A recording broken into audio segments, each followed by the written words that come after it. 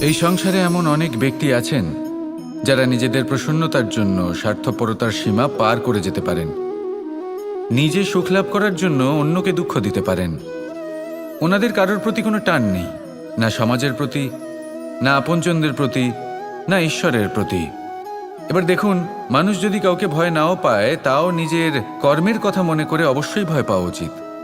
কারণ আপনি যা কর্মই করুন তার ফল নিজে থেকে আপনার কাছে আসবেই, নিশ্চিত রূপে আসবে। তার থেকে আপনি পালাতে পারবেন না। কেউ নিজের কর্মফলের হাত থেকে বাঁচতে পারে না। স্বয়ং মহাদেবকেও ওনার কর্মফল ভোগ করতে হয়েছিল। উনি কিছু না ভেবেই ভস্মাসুরকে বর দিয়েছিলেন। তার পরিণামস্বরূপ যেটা হলো যে ওই ভস্মাসুর, যাকে মহাদেব বরদান করেছিলেন, তার হাত থেকে নিজের প্রাণ বাঁচিয়ে ওনাকে পালাতে হলো। এই সংসারে এমন কেউ নেই যে নিজের কর্মফলের হাত থেকে বাঁচতে পারে। সবসময় এটা ভেবে দেখুন যে কর্মটা আপনি করছেন সেটা শ্রেষ্ঠ কি না। এমন কর্ম করুন যেটা আপনাকে জীবনে এগিয়ে নিয়ে যাবে। নিজেকে সৎ পথে রাখুন, কিন্তু এটাও সুনিশ্চিত করুন যে জীবনে যে কর্ম আপনি করছেন তাতে অন্য ব্যক্তির উপর কি প্রভাব পড়ছে, তাতে উনি দুঃখ পাচ্ছেন না তো।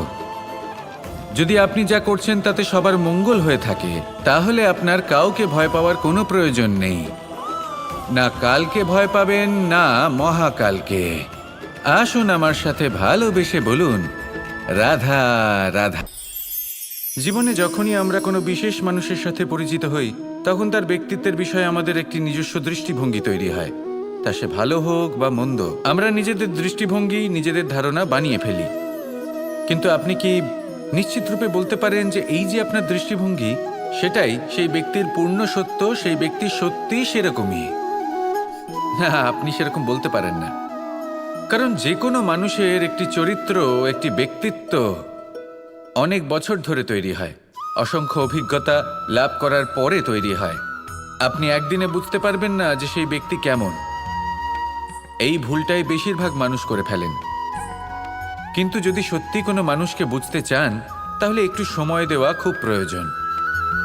সবার আগে প্রথম আলাপে সেই ব্যক্তি তো এটাই বোঝাবে যে সে কতটা শ্রেষ্ঠ, কিন্তু সে কতটা গুণী বা কতটা অপগুণী, এটা বোঝার জন্য আপনাকে সেই ব্যক্তির কাছাকাছি থাকতে হবে। তিনি কতটা অহংকারী বা কতটা সজ্জন, সেটা বোঝার জন্য আপনাকে সেই ব্যক্তিকে সম্মান দিয়ে দেখতে হবে। সেই ব্যক্তি কতটা লোভী বা কতটা সরল, সেটা বোঝার জন্য তাকে ধন দিয়ে দেখতে হবে। সেই ব্যক্তির কতগুলো খারাপ গুণ আছে, সেটা বোঝার জন্য সেই ব্যক্তিকে স্বাধীনতা দিয়ে দেখতে হবে। তবেই তাকে আপনি বুঝতে পারবেন।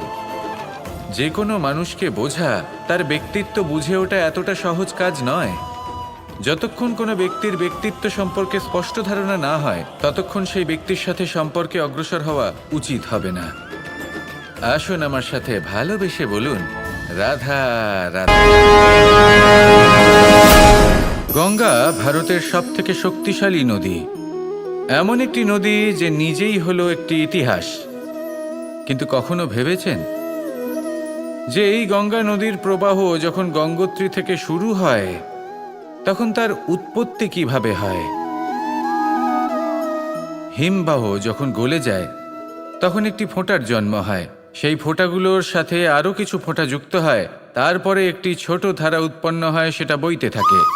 এর পরবর্তীতে আরও অনেক ধারা আরও অনেক ফোঁটার সাথে যুক্ত হয়ে যায়, আর অবশেষে একটা মহান বিশাল ধারা জন্ম নেয়, যাকে আমরা মহানদী গঙ্গা বলি। সেই জন্য এই কথা বলা হয়েছে যে একটি পাথর দিয়ে প্রাচীর বানানো যায় না। মহানদী গঙ্গা আসলে কি, যদি ভালোভাবে ভেবে দেখেন, তবে এ হলো অগুন্তি জলের ফোঁটার মিশ্রণ, যেটা আরম্ভ হয় একটি ফোঁটা দ্বারা। একটি ফোঁটা যা এদের সকলকে নিজের অন্তরে সমাহিত করে নেয় এবং এমন একটি যাত্রা শুরু করে যা পরবর্তীতে মহানদী গঙ্গার রূপ ধারণ করে। এর থেকে আমরা কি শিক্ষা পাই? এটাই যে জীবনে শুধুমাত্র পরিশ্রম এবং সমস্যার সম্মুখীন হওয়াটাই পর্যাপ্ত নয়, সেটা তো সকলকেই করতে হয়। প্রয়োজন হলো সারল্য। সারল্য দ্বারা সবাইকে নিজের অন্তরে সমাহিত করে নিতে হবে, তাদের সাথে চলতে হবে অনেককে এক করে তুলতে হবে। এই প্রবৃত্তি যদি আপনি নিজের অন্তরে জাগ্রত করেন, তাহলে আপনিও গঙ্গার মতো মহান হয়ে উঠবেন। আসুন আমার সাথে ভালোবেসে বলুন, রাধা রাধা। এই সংসারের দুটি সবথেকে শক্তিশালী শব্দ হল নীরবতা এবং প্রসন্নতা। এই দুটি সবথেকে বেশি কঠিনও। এবার আপনি বলবেন, এতে কঠিনের কি আছে? না, ক্ষেত্র বিশেষে নিজে নীরব থাকা হলো অত্যন্ত কঠিন। আর তার থেকেও বেশি কঠিন হলো বিকট পরিস্থিতিতে নিজেকে প্রসন্ন রাখা। কিন্তু যদি আপনি এটা শিখে যান, তাহলে এই নীরবতাই আপনাকে জীবনে অনেক বড় বড় সমস্যার হাত থেকে বাঁচাবে।